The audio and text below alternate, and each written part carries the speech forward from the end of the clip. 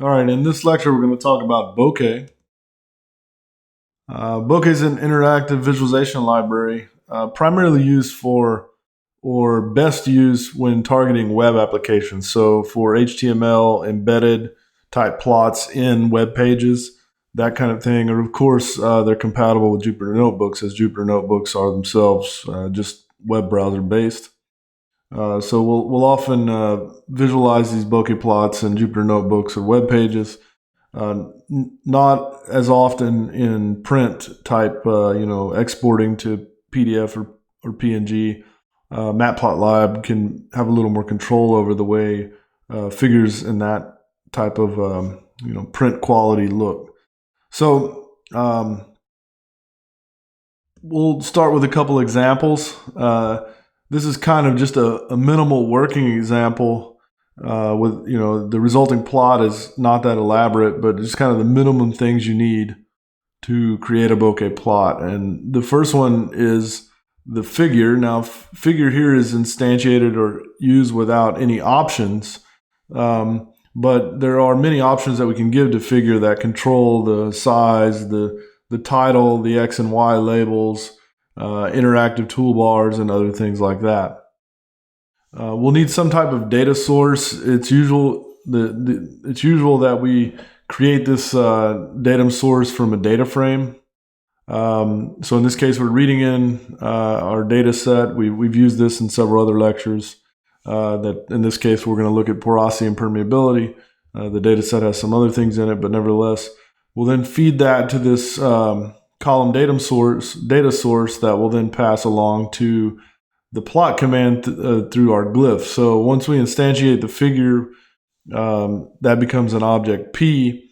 And then if we want to then place items on that figure, we specify what items that we want. In this case, a circle. The data source is data source, and then we specify the X and Y axes, and we get this plot here with a call to bokeh show. So this plot, of course, it's not a great plot. It's missing X and Y axis labels and other things. It has the kind of default toolbar here, which includes things like zooming, so we can zoom in on some data. We can reset the plot. This is what we mean by interactive. So we can pan around. We can look at the plot. So this makes it really kind of useful for big data applications where you might have small scale features embedded in lots of data and you want to zoom in on it, that kind of thing. Of course, I mentioned earlier that Bokeh is not always the best tool for saving plots, for print publication, but you can absolutely do it. And one of the default tools is a save there. So we'll go on and look at a plot that's just a little bit more complex in the sense of the styling of the plot. So here we're reading in some data. Again, this is some production data from a particular API number that's specified with that unique number there.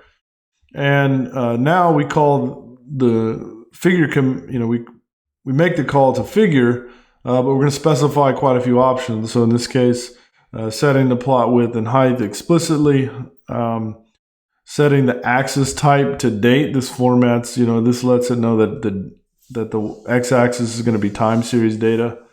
And so that's the x-axis type set into date time. The x-axis label will set to date. The y-axis label will set to oil and barrels. And we're going to explicitly set the tools, in this case, just to pan and box zoom. So you see only two toolbars there. Again, we're going to feed our data frame to a column data source. And then this time, instead of using the circle glyph, we'll use a line glyph. So then setting the x-axis to date, that is a column in the data source. The y-axis to oil, that is a column in the data source. And just specifying exactly what the data source is. Now in this case, we're also going to, in addition to printing it to the screen, we're going to print to an HTML file. So when we execute this, we get a new web page that opens, and this is a standalone HTML file, and this is still fully interactive. So We can zoom in on it. We can pan around, do other things. In this case, I've removed the ability to reset the plot bounds, so we can't do that. But we can do the things that are allowed from the toolbar. So because this is standalone HTML, we can embed this in a web page or do whatever we would like with it. Bokeh is really good at plotting geodata, so plotting things on maps, and it has a couple of different tile providers. The example I show here is we're actually using Google Maps as a tile provider, and it's kind of its own special thing. It comes with its own special options, so you'll see some of the commands here are a little bit different than what we've seen before, in that instead of instantiating a figure object, we're going to instantiate a Gmap object, so that's specific to Google Maps. So here we're reading in a data set. This time our data set is basically all of the well locations for oil and gas wells that Pioneer has in the Permian Basin. And so that's read into a data frame. And we could manipulate the data frame exactly, but here, just to show as an example, do something different. We're going to pull off the latitude and longitude of the surface hole of all those wells. And if you remember, the data frames have an attribute values which will return a NumPy array. So latitude and longitude is stored in these variables here are now NumPy arrays. And we're going to use that to set the center of the plot. So using this Bokeh Models Gmap options, which allows us to set some particular options for Google Maps, we're going to set the center of the plot, the latitude and longitude, to be the average of the latitude and longitude from what's in the data frame. We'll specify the map type to be terrain, and the zoom level to be 5. You can play with that to adjust how the initial view of the plot. Of course, we can zoom in and do other things. So now again, instead of calling Bokeh plotting figure, we're going to call Bokeh plotting Gmap, which has its special options. You can look up the documentation for that. But the first one of those has to be this so-called Google API key, which that is actually a personalized API key. Every user has to have one. So in this example, I've hidden mine in an environment variable called Google API key, and I'm reading that in from the system. If you actually want to use Google Maps, you'd have to go and register your own API key. So that's sort of outside the scope of Bokeh, so I don't want to talk about that here, but nevertheless, just so you know. Then we feed it the map options that we've defined above. We give it a title and we set some toolbars, right? So in this case, box select, tap pan, wheel zoom, and reset, and we explicitly set the width and height of the figure. Now, because our latitude and longitude up here are now NumPy arrays, we're going to create a column data source explicitly, and we'll do that by creating a dictionary from those values, so latitude and longitude. So those will be stored as keyword lat and keyword long in a dictionary, and this is then passed into the column data source that will then pass along to our glyph, right? So we have our figure is P. We're going to plot everything as a circle, and we've expanded the option set here again. So the x-axis is longitude, the y-axis is latitude. We're setting the size of the glyphs to be 15 points here, the fill color to be blue, the level of transparency to be 80%. We'll see an example of what that does, and the source, and then we show this on the screen here. So we'll enable the scroll zoom, and that will allow us to actually zoom in on the plot. There's a lot of wells here, so it takes a second to re-render each time. Now, if we, because we have the tap selected, we could select one of the wells, and you'll see that selected in dark blue, and all the other ones become somewhat opaque, somewhat transparent. But the level of transparency is such that you can still see these kind of darker regions are where a lot of wells lay on top of one another. So it's a nice way to basically identify areas of higher and lower density of wells. So we can reset the plot to its original bounds with this command.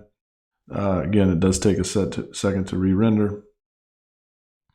But that's an example of using Google Plot as Google Maps as a tile provider. There are other tile providers you can use, like OpenStreetMaps and other things. And in all honesty, those have a little bit simpler API, or a little more consistent with the standard way you create plots, and that you don't have to specify special options and a special command to Gmap, or you just rather call the regular figure command. But nevertheless, some people really like the way that the Google Maps look and render.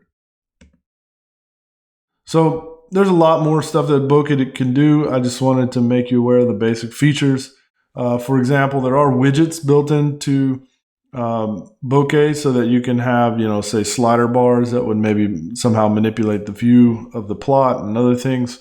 Those widgets can even call back to a Python kernel. So you could actually have actions where you click on a plot and have it then do something in Python.